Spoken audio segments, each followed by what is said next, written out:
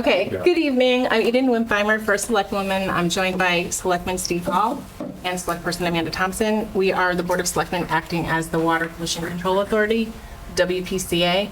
We're here tonight to discuss our sewer and water situation, our infrastructure, which all came about from some exorbitant water bills that we're getting. And we're also joined by Tom Grimaldi, our town engineer, and Beta Group Incorporated, Inc., the company who's doing the sewer testing. So I don't know who would like to get started. Okay, so Tom Grimaldi, our engineer, will get going on it. Hi, Tom Grimaldi, town engineer. I wrote a brief narrative. I wanted to give an introduction for the Beta Group and a little bit of history on what's been taking place with the sewers. So currently the town is billed for sanitary sewage flows through 2 meter pits, number 1 and number 5. A portion of the town's sewage from Bradley Park Road, Airport Park Road, and Nicholson Road are pumped in and through the Connecticut Air National Guard and the Connecticut Airport Authority property through meter pit 1. This was an agreement that was done many decades ago with the town, the Connecticut Airport Authority, and the MDC when the sanitary sewer was installed some 60 years ago. The balance of the town's sanitary sewage flows down Rainbow Road, otherwise known as Route 20, by pump and gravity through meter pit 5. Meter pit 5 is located just outside of the new Air National Guard entrance on Route 20, just to the east of the entrance. Connecticut Airport Authority, who runs Bradley International Airport, provided plans in 2018 to disconnect the portion of the town's sanitary sewer system from entering the Connecticut Air Guard Base and the Connecticut Airport Authority's property in an effort to relocate the sanitary sewer down Bradley Park Road, ultimately to a gravity sewer in Rainbow Road. The plans were submitted, they were reviewed by the town, and ultimately the cost proved to be too exorbitant for the Connecticut Airport Authority, and the project was scrapped. CAA then entered into an agreement with the Metropolitan District Commission, otherwise known as the MDC, to relocate meter pit 1 on their property and install a new meter pit 2 in the vicinity of the new Air Guard Base entrance located on Route 20. Throughout this time, the town was paying sewerage fees, which are estimated based upon older meter pit monitoring results.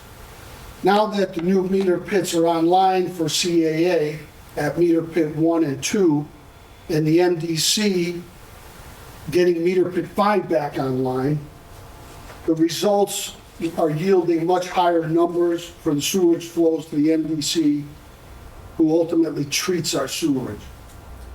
In June, July of 2024, the town was contacted by the MDC for a meeting, at which time the MDC explained that the actual numbers were approximately 3 times higher than the estimated numbers for sewerage flow. They also stated that they thought the town potentially had infiltration and inflow issues as there were spikes in the flows during wet weather conditions. So infiltration would be water coming into the pipes from groundwater as groundwater rises and gets into the pipes, and inflow would be connections from roof leaders, catch basins, various things like that. Could be sump pumps. By looking at the data, it appeared that it was more of an inflow issue than an infiltration issue, but that is really yet to be determined.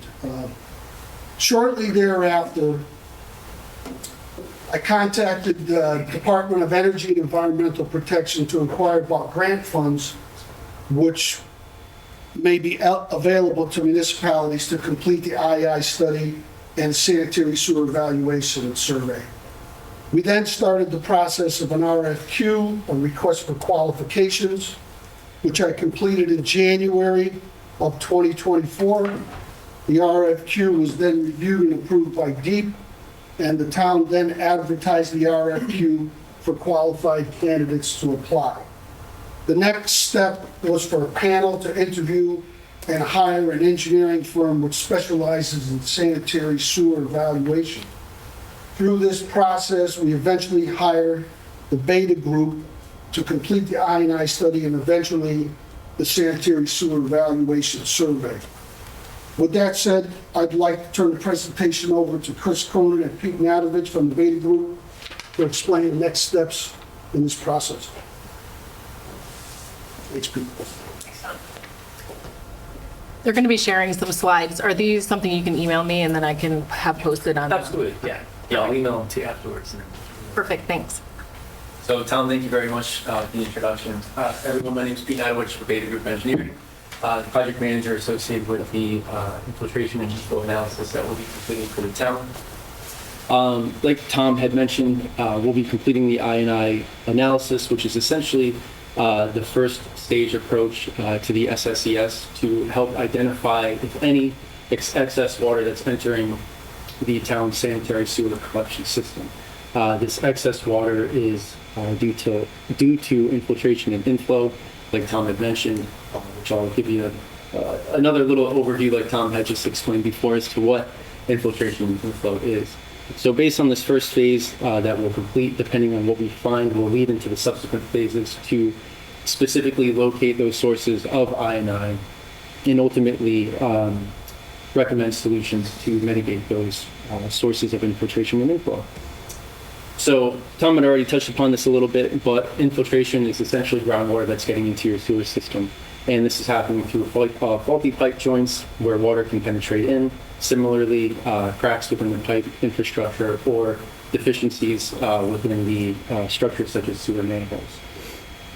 Similarly to infiltration, inflow is stormwater or rainwater that's also entering the collection system. And like Tom had already mentioned, this is primarily through illicit connections such as sump pumps, drainage infrastructure connections directly to the sewer infrastructure, or roof leaders and property drains that tie and discharge directly into the sewer collection system. Additionally, you could have deficiencies in sewer manhole covers, like you see in the photo here. This is actually a photo of one of the covers over on Bradley Park Road. Limited inflow that can enter the system, but when you multiply this by however many covers may have holes or deficiencies, it can definitely add up. So to give you a depiction of the town's sanitary collection system, the map that you can see here on the screen depicts the gravity and force main discharge piping infrastructure throughout the town. The town is comprised of approximately 40,000 linear feet. And just to give you a frame of reference that Tom was just talking about before, towards the bottom of the screen is meter pit, MDC meter pit number 5, which is located on Rainbow Road, Route 20, just outside of the CAA guard shack. Like it was mentioned, a majority of the town's sewer flow passes through this meter pit. Additionally, meter pit number 1, CAA meter pit, is located sort of towards the center of the screen to the right, where it is primarily recording flows associated with the Bradley Park industrial area. Now, the approach to the I&I analysis primarily consists of a town-wide flow metering study, and we plan on completing this in the spring of this year, so in just a few months. And what we essentially do is we break down the town's collection system that you just saw on the previous map into smaller sub-areas to complete flow monitoring with each of these subsections.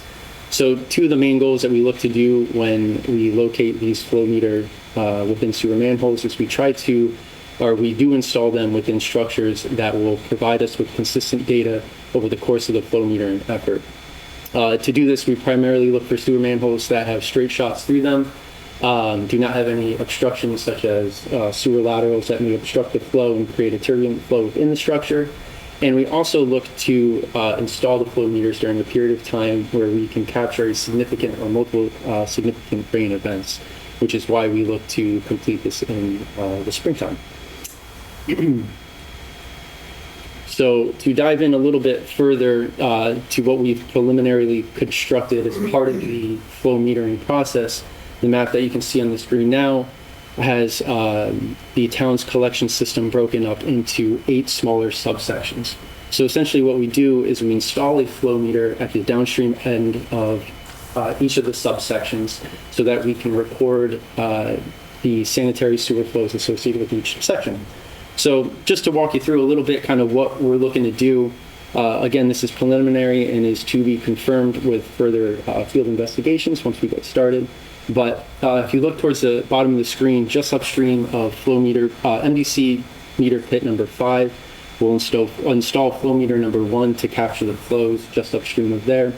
As we look at flow meter 7, and it's difficult to see on my screen, but 8, they're collecting the and recording flows of the Bradley Park area just upstream of the Bradley Park pump station, which is one of 3 town-owned and maintained sewer pump stations.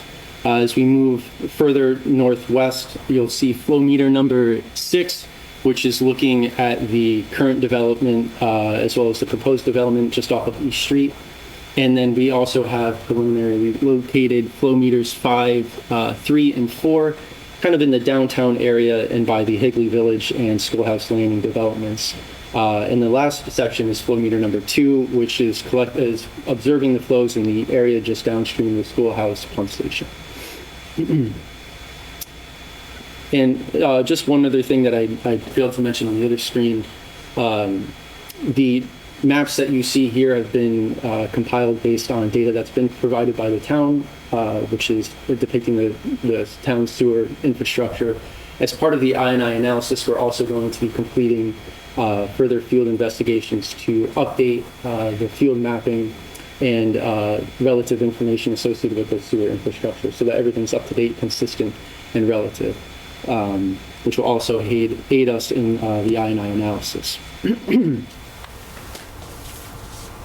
So once we complete the flow monitoring effort, which is preliminary planned to be a 10-week period or 2.5-month period, we're going to collect and evaluate that data over the course of the flow metering effort.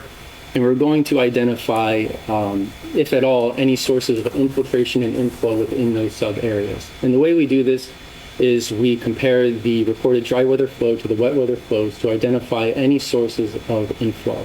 Similarly, we'll compare the recorded dry weather flow to the water consumption data, which has been recorded and provided by the town, to identify any sources of infiltration. Once we go through this data and compile it, we will summarize our findings and our recommendations in a summarized report where we will provide a plan to target the areas for further investigation as necessary, meaning if we find infiltration or inflow or both with any of the subsections, we'll provide recommendations for further investigations to specifically locate those sources of I&I. And that will lead us to the second phase of the SSES of the study.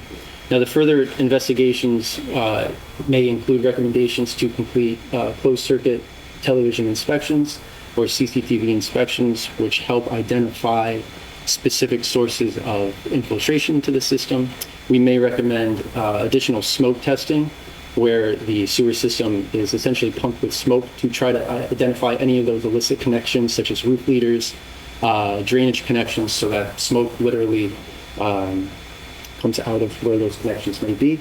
We may also recommend additional flow isolation to try to identify or narrow down on some of those sections within the sub-areas to locate I&I. So once we develop our recommendations and our findings into this report, we will submit it to the DEEP, Department of Environmental and Energy Protection, for review and approval to essentially move forward with the second phase of the process. And to give you just a visual representation of what the data looks like, what we're seeing here is a graph that's comparing the recorded wet weather flow to the dry weather flow from a specific study. This was done in the town of Bristol, Rhode Island. And this basically just gives us a synopsis of the data that's recorded from one of those flow meterings within a sub-basin that allows you to confirm whether or not infiltration is. Can you just explain that? Can you explain the graph for a layperson? So like what you're- this is during a wet, it shows the weather? Is that what you're saying? So what this is doing is it's recording. So it's recording what the town's baseline sanitary flow is, and that's what the red line is depicting here. So that's your dry weather flow.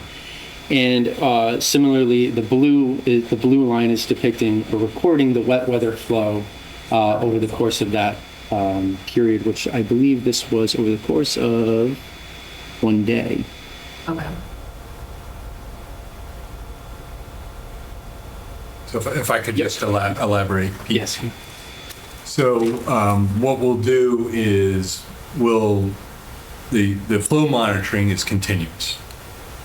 And so during dry weather periods, you'll see ups and downs associated with peak usage time. Like in the morning, you'll see a little peak, then it'll drop down a bit, and then at nighttime it'll come back up. And so they call that a diurnal curve, and it just kind of goes up and down, but pretty steady, day to day to day.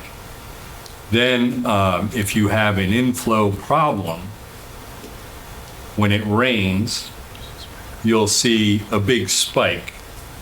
So it's not clear from where we're sitting because the red line isn't all that obvious to us sitting in the audience, but that red line that I was describing is the baseline flow, the dry weather flow. And it's, just a slight up and down throughout that time period.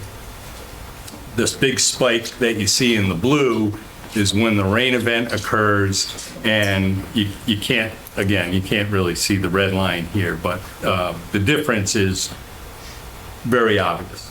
So we'll take that period of wet weather flow, we will bring a typical average day and overlay it Gotcha. within that same time period. So you can see that, okay, a normal Wednesday, non-rain looks like this. On that same day, we had 2 inches of rain and we saw a big spike in the flow. So that rain event happened between 10 o'clock and 2 o'clock. We'll take that same Wednesday when it's not raining, 10 o'clock and 2 o'clock, and say, okay, this is the volume of water, the difference between the two. They will be monitoring weather simultaneously Right. So fall as this is happening. so these spikes shouldn't be happening because it means that there's an inflow problem. Gotcha. Okay. I'm good. So if anybody has any questions, we're more than happy to answer any questions. Yeah. So, I know, like, you're showing, like, when it rains that there's a spike, but I know, we had a spike in pricing over the fall when there was a drought. Like, why would that happen? It wouldn't be correlated to infiltration and inflow. I don't believe I don't believe there's a correlation between the price and an issue due to I&I, because like you just mentioned, it wouldn't make sense. During the drought, there's no rainfall. Your groundwater table is most likely not affecting your flows within your sewer system. So there's something else contributing to that spike. Whether it's an error in the equipment that's collecting the data, a miscalculation, a billing issue, without looking at the data itself, can't say necessarily what it is, but it wouldn't be, from what I understand, a result to I&I. And I thought we were going to be doing some tests where you would do the flow in and to see, like, if, like, pumping water in, if it was coming out on the other end the same as what was going in, to see if there were, like, calculation issues. Is that right? I'm asking Tom, I guess. Well, I know we feel there's some issues at meter pit 5. Because as you said, during drought conditions, we're getting higher sewer bills, and it should be just the opposite. If we have an I&I problem, then it shouldn't be that way. So there's been problems with meter pit 5 with the MDC on and off for a couple of years, and they've been trying to get a handle on it.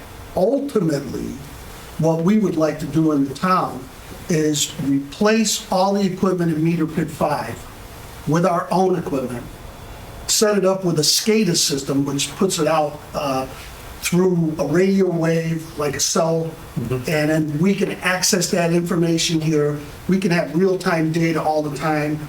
We can give the MDC access to that data, and the goal is to get more accurate data. So Beta is also going to help us with that. We really feel that there's an issue with meter pit 5. And because it's not attached to a SCADA system, the MDC goes out, I think it's every 45 days or so, and they take a manual reading. So it's difficult, we're not really seeing that raw data.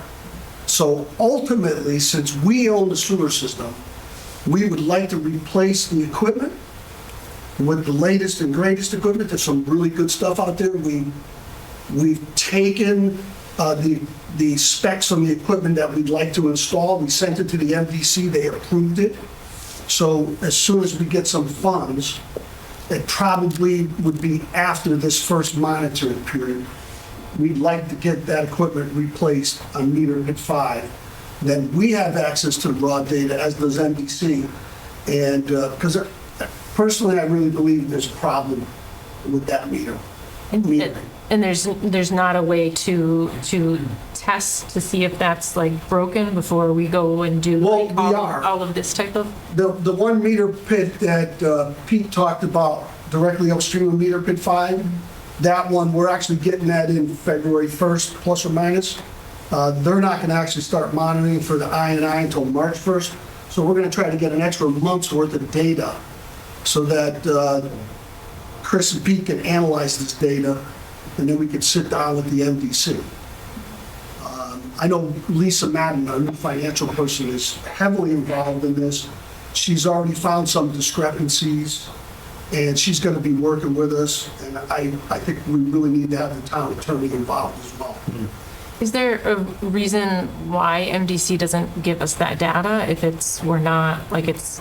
Well, we're kind of working on that now, right, Pete? Trying to get the data from MDC? Yeah, as far as I know, the data is available once it's requested. So once we move forward with this, we just got approval actually yesterday from DEEP to move forward with this first stage of the I&I analysis. So once we're able to move forward with the town, have an agreement to move forward, we can acquire more data from the MDC, from the town, and start evaluating this data and looking at it a little bit closer based on what's been recorded to date.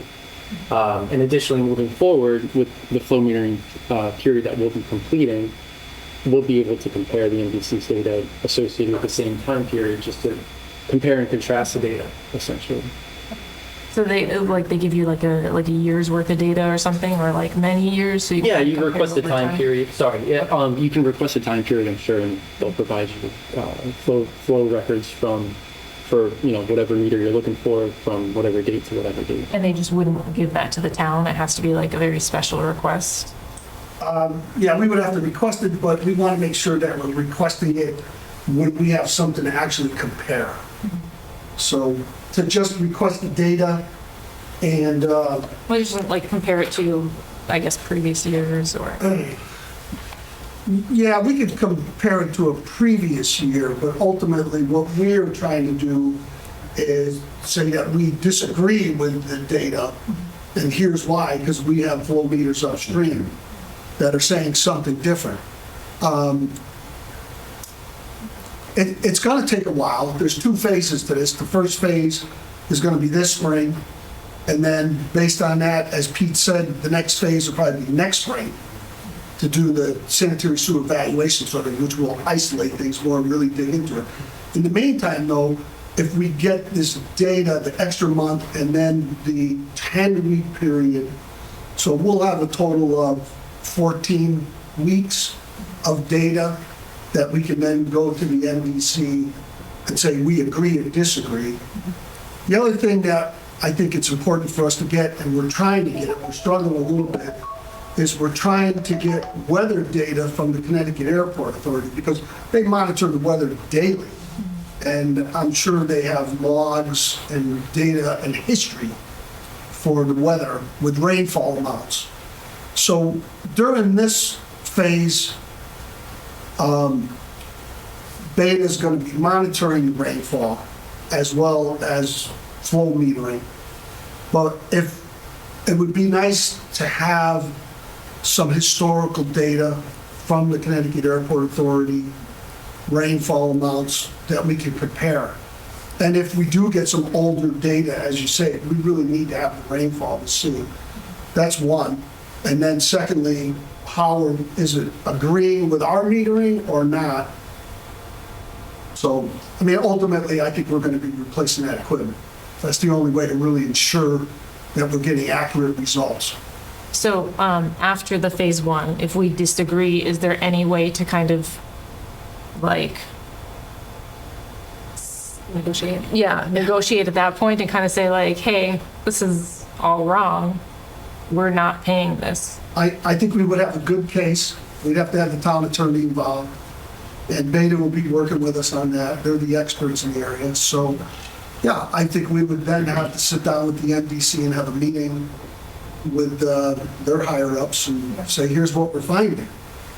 And some of the things that concerns us is the fact that from middle of August through November, we had essentially drought conditions, and we're having increases in flow. So it makes absolutely no sense. That's another reason why we're skeptical of the meter readings of meter pit 5. Can we retroactively ask for back from their? I mean, I guess you can ask for anything, what they're willing to do. I don't know, that's a good question. Yeah. If we find that there's some serious error, I am not afraid to ask for. Oh, yeah, I think anything we do with the NBC going forward, we need to have counsel. So for a long, make a long story short, this is the beginning of an investigation into whether or not the equipment's accurate, and what we're going to do about it afterwards is going to be based solely on the decisions made by us and the town attorney. Yeah, that's part of it. Yeah. And the other part is, do we have any issues with our sewers that need to be repaired? Exactly. So, Or is, and for lack of a better term too, is someone pumping excess water into the system on a regular basis? If your flow meters are up during a drought condition, is somebody just absolutely straight up, sending water into the system for, I don't know, cooling of machinery or whatever? whatever, right?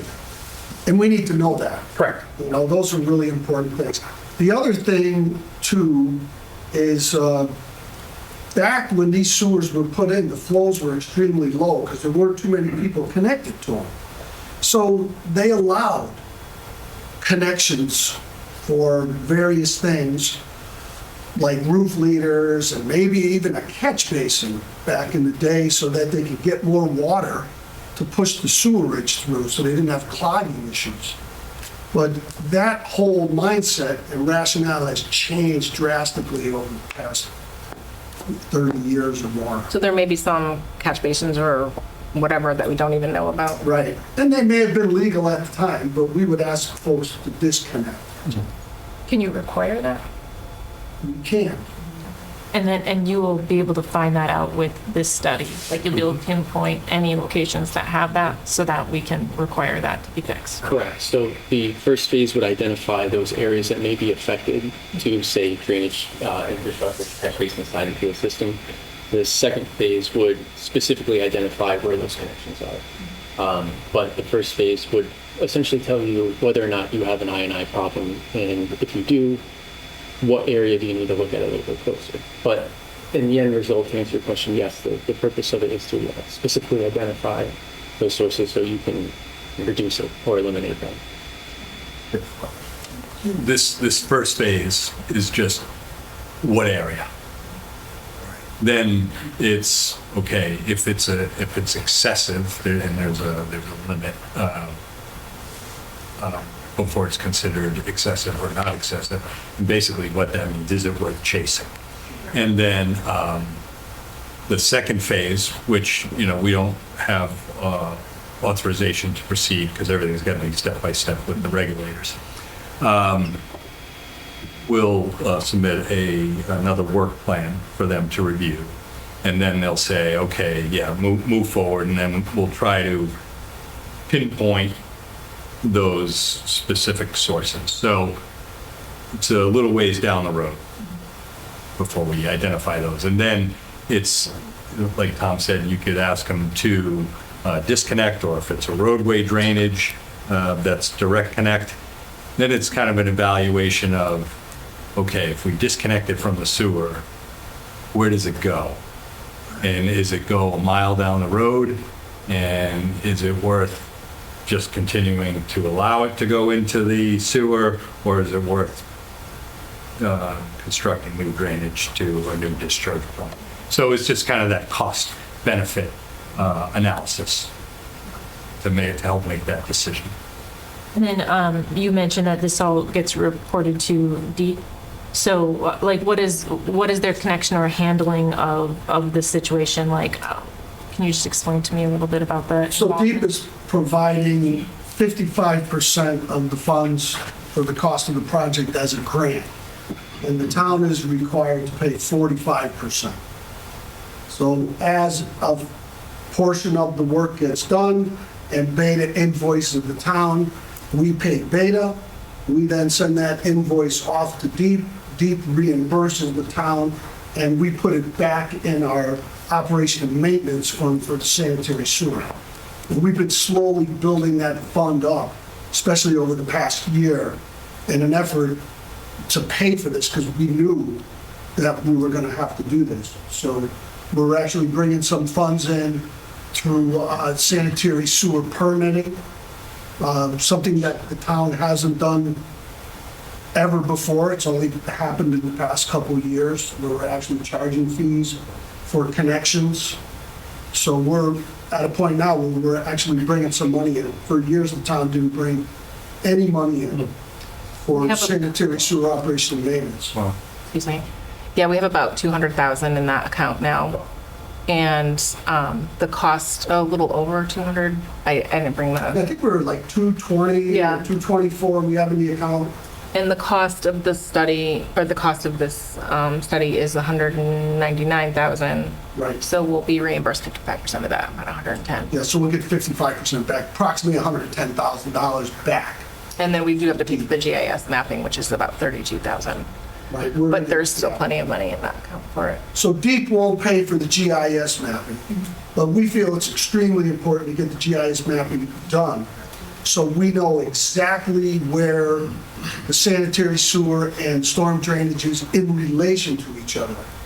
And then the great thing about that is when the gentlemen from DPW that go out and do call before you dig, they'll have real-time data. They'll be able to take a tablet out in the field, stand on a manhole, pick on that manhole, and there'll be what they call hyperlinks that would show as-built of the sewer and storm drainage in that area, or whatever as-built mapping the town has will be all linked. And if they need to make a change, they can make that change in the field if they find something different than what's on the GIS, and update the GIS mapping actively. So it kind of brings us into the 21st century. No other questions? Okay. You guys have questions? Are you good? I'm going to state the obvious. Every gallon of water that goes through the metering stations costs us money, yes? I just want to make sure that was out and clear. And so this is the whole purpose of this project, is to minimize the excess costs for things that shouldn't be going into the sewer system. Do you want to take questions from anyone in the room? I don't know if there are any questions. Yeah, Okay. absolutely. Does anyone have any questions? There's a couple online too, but I don't see anything. Go Let you know. ahead. Jason Hayes. So I'm wondering, to Amanda's point earlier, looking for the data of usage, the flow usage from the MDC.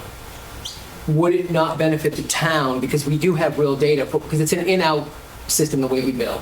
So we should be pretty much in line with our water and our sewer flow. That's why we had that unusual spiking. So wouldn't it benefit us, once you narrow down and you separate these grids into 6, 7, 8 sections, and you find one area that does have a spike, or it just seems that there's an unusual flow, if you take anyone who's feeding into that section through their sewer feed and you run that against their water bill usage, those numbers should somewhat align. And if they don't, that tells you that indeed is your area. So I think those numbers, comparatively, that would be a graph we would want to run next to each other. Correct, yes, to identify if any infiltration is evident in that area.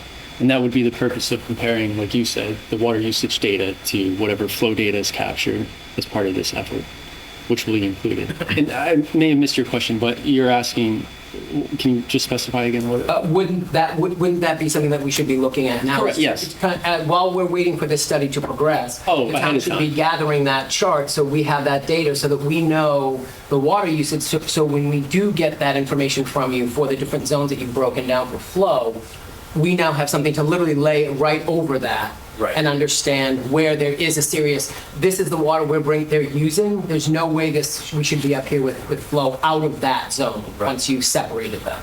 That's an instant hit right away. We know exactly where we have to look. Right.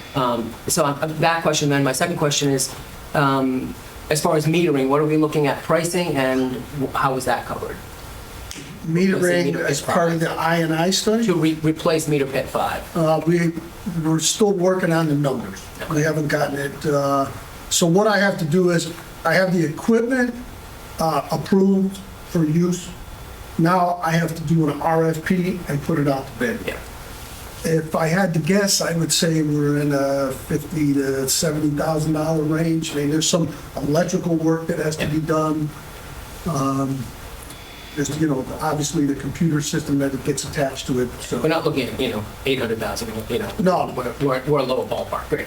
Yeah, so I think it's something that we want to get, we don't want to, it's a tough position, right? Because we want to replace the data, but yet right now we need to get this started. Yeah. So we don't want to spend money that is earmarked for this study until we get rolling. Once we get rolling and we start getting reimbursement from DEEP, then I'll know what we have, then I could do the RFP, put it out to bid, and we can see where the numbers are really coming in at. The other thing we could do, and Ed Hubbard and I are discussing it, is actually the town buying the equipment and then hiring a contractor just to do the installation, put in a new electrical box, do all the wiring. So that's another way that we could potentially save some money without a contractor marking it up, let's say. Yeah. So we're also looking at that. And we have 2 companies we're working with that provide these particular meters and the monitoring equipment. So we will definitely do that once we start getting some funds back from DEEP. Right now, we're so close. I don't want to take that money away. Yeah. Because we want to be able to keep these guys going. Oh, sorry. It's okay. Yeah, I didn't know who you called on. That you both raised your hand at the same time. I think Jeff raised his hand first, though, but in the back. Pat, the Granger Circle. I just had a question regarding the metering, because when I meter pit 5 specifically, you're saying there's issues, and that is MDC's meters? It's MDC's meters. So my question is, if we've identified that it's been faulty in the past, I'm thinking to electrical systems with our home meters. If there's something wrong with it that is owned by Eversource, and if it's broken, they have to come out and replace it when identified. Why are we stuck with this cost when we know that there's a fault with it? And why aren't they going through the replacement process or the repair process for it? So they have done repairs on the meter, in the meter pit. It was down, they had electrical issues, wire got cut, they got it up and running. NDC will not replace the equipment because the town owns the sewer system. So essentially, it's our meter pit.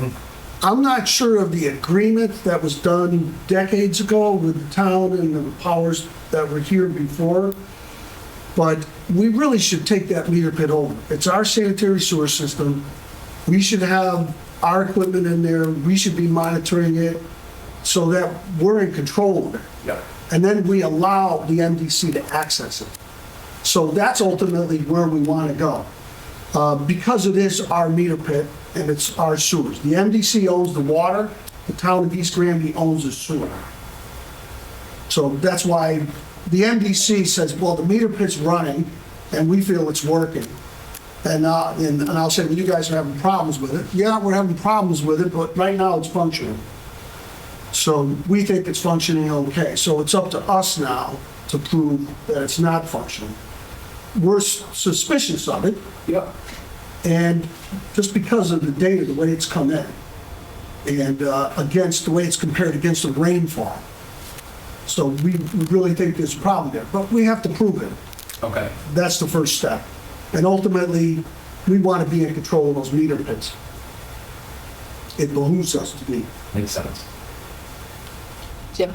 Thanks, Jeff. Jim Franklin, 20 Heather Lane. I've got too many questions to ask. The age of the system, cost of the new metering, the condition of the current system, replacement cost of the system, meter 5, et cetera. And can we dispute the data and the charges? I know you're in step 1 of this, and it's going to be a long process, but I'd just like to thank the Board of Selectmen for acknowledging the problem and just working to correct it. Thank you. You want some of those answered? That?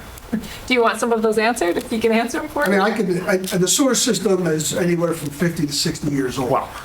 So it was put in the 70s and 80s. So it's pretty old. Our oldest pump station is Bradley Park Road Pump Station. And then School Street is the next oldest. That's about 30 years old, plus or minus. And then Crystal Drive is, I'm not sure when that was in. Maybe in the past 15 or 20 What's years. typical life expectancy of these? Well, Don't ask that out loud. I gotta say, Ed Hubbard's been doing a good job with Bradley Park Pump Station. It's old pumps. And he's been buying equipment for replacement parts, like such as impellers for inside the centrifugal pumps. And he's stockpiling some equipment in case we have any issues. We did hire a firm to analyze the steel can that the pump station is housed in on Bradley Park Road, and it was analyzed and it's watertight, so the integrity is good. The problem is it's old. The wet well associated with it is nothing more than a large sanitary manhole. It's not a real concrete, large wet well like we have at School Street. So it's a small, eventually that pump station will have to be replaced.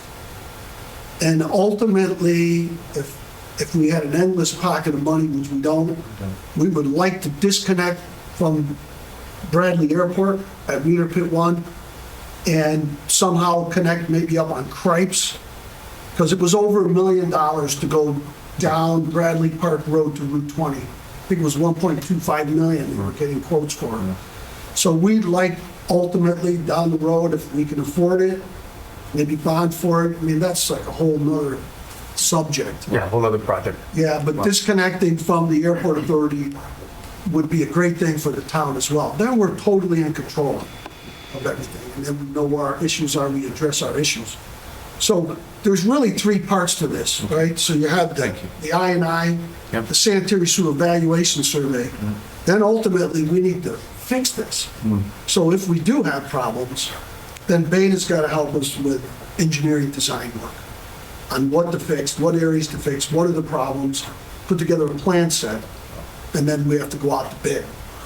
So it's going to take some time. But the big thing right now that everybody's concerned with, as we are in the town, is finding out what's going on in Meter Pit 5. And then ultimately in the next, hopefully in this calendar year, replacing that equipment. So we feel more confident in it. That doesn't solve any I&I issues though. So if there are indeed I&I issues, you're still going to have high flows. Step 1 of many. Okay. Yeah.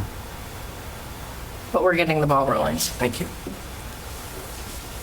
Art? Hi, Art Reardon, 12 Crystal Drive. It's very hard to see on the map where any of that is, and I really don't get it, but I do pay the bill. Are we the only in East Granby, are we the only people flowing into these things? Because you're talking about Bradley, there's Windsor Locks. Are we the only people going into this meter? So Connecticut Airport Authority, a portion of their sewerage goes through, I don't think it's through meter pit, I think it's downstream. CAA's property? Yeah, the downstream meter of- pit 2, does it connect downstream of meter pit 5? I think it Yes, does. yeah. So, yes, to answer your question, yes, only East Granby's going through meter pit 5. And what happens with meter pit 1 that goes into the airport, CAA bills us for whatever goes through meter pit 1. So they bill us for that portion, which covers Bradley Park Road, Nicholson Road, Airport Park Road, and the town gets billed for that. They send those invoices out. They bill us because MDC bills CAA, Right. and then CAA bills us. So they're kind of like the middleman just for everything that goes. So we through have trust meter pit issues 1. with those bills too. That But we're are we looking the at. only people going through meter? Yes. So it couldn't be like another town is flowing in.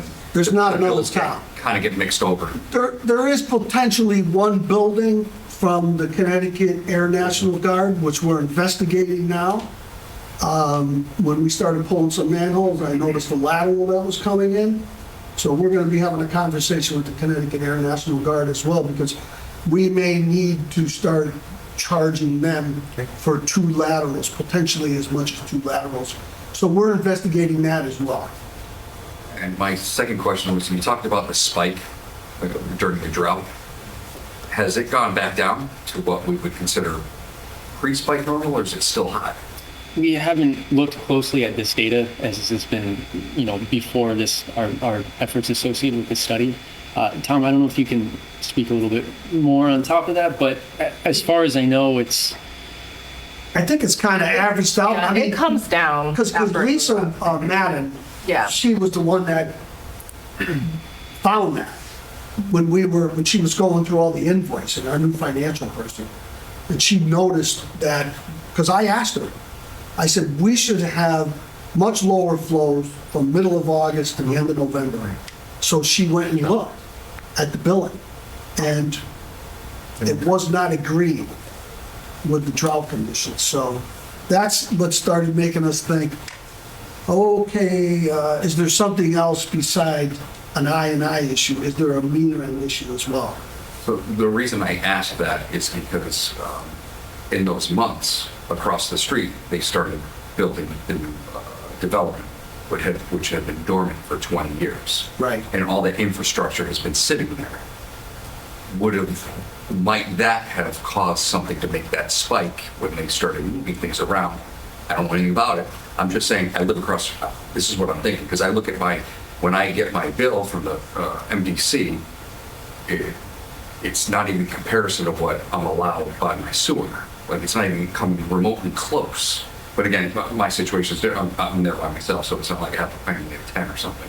But it's not even remotely close, so I'm wondering, like, what else is driving this? I can't see it being these residential homes. Is it some really structural issues or some Well, I could pumping, like Steve said, that should be done? I can tell you on the Bramblebush subdivision, they're connecting the sewers. Now, none of them have actually gone online yet because they don't have any certificates of occupancy. They're looking to get COs for the first 3 buildings.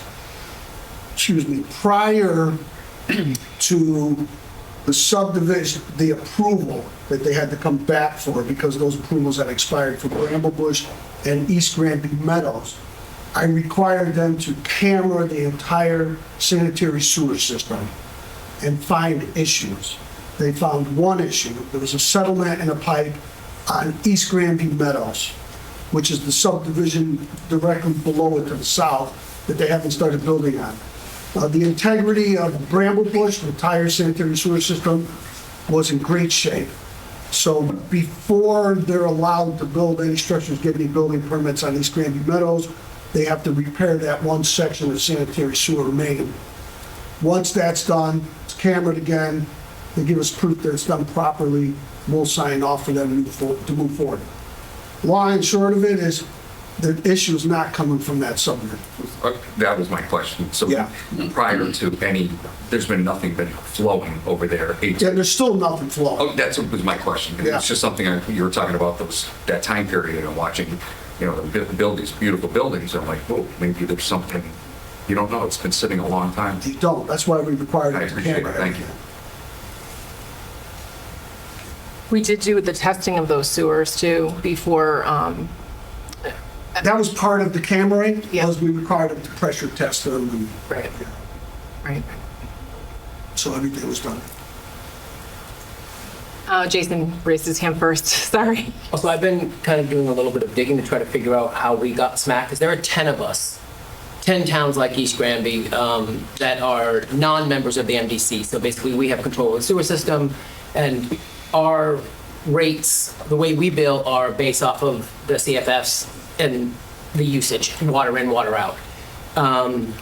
So I spoke with 7 of the other 10 town sewer departments. None of them have been issued spikes. None of them have been issued anything of usage versus actual or estimate. And I mean, the size of Windsor Locks compared to us, I mean, we're looking at more than double. Population, quite much larger sewer system. And their average monthly actual is 15,000. They fluctuate, Right. they go as low as 6,800. So the fact that we're coming in this high and now we're talking in the 46, 47,000, we obviously have some type of issue here because it's not happening with the other 10 towns on Right. the same type of billing formulation. Correct. And none of them, I can tell you, I've spoken with 7 out of the other 10. So that only leaves 2 that I haven't been able to get in touch with to get numbers. And the highest number in the last 5 years that Windsor Locks has had was November of '24, and that was a $24,000 bill. So that's still half of what we're looking at for a town of 5,000 people. Right. You know, And I it's think tiny all of system. Windsor Locks is on All of it, water. yeah, On sewer. on sewer. Septic. Yeah, We have, what, 13.2 miles or something like that? A little under that, yeah. A little under 30. Yeah, but just for a little bit of around 13 background, I mean, Yeah. size-wise, they're coming in where we were estimating at 13. Right. They're actualing at 15. Right. So there's a serious problem here. miles. Oh, yeah, we know that. So, I mean, and I think the first thing we need to do is lay down the data of water usage by zone, and then lay that against what you're seeing with the flow, because instantly you're gonna know where we have the issue. Because at this point, we obviously know that it's not billable water, because we'd have someone's unpaid bill in that number. So we know that it's something that's either being tapped in secondary, or that's something that shouldn't have access to our sewer line. Right. And it seems this is far higher comparatively when we start to lay it against towns like Windsor Locks, that this is not something dripping in a manhole cover. This is a much larger flow of water. Yep. Agreed. Jim? I just asked that the presentation be put online so we can view it. Yeah. Good. Thank Yep, we'll have it posted to the website. It looks much better on the computer. It does, yeah, it's not- And the people online, I apologize. Pink. It doesn't have a pink Yeah. hue. The people online can't even see it, 'cause the screen isn't shared, so they'll be able to access it. So, all right, well, thank you so much. Thank you very much. Yeah, appreciate it. It's very informative. I think going forward, as we get into the I&I, we'll provide some updates. Great. And then if anybody has any questions, I'm available. I know the first select woman's available. We can certainly answer your questions. And if we can't answer them, we can find out from Pete or Chris, and we can get you an answer. So it'll take a little time, but just know that we're available. All right, Thank you. with that, may I have a motion to adjourn? Motion to adjourn. Second.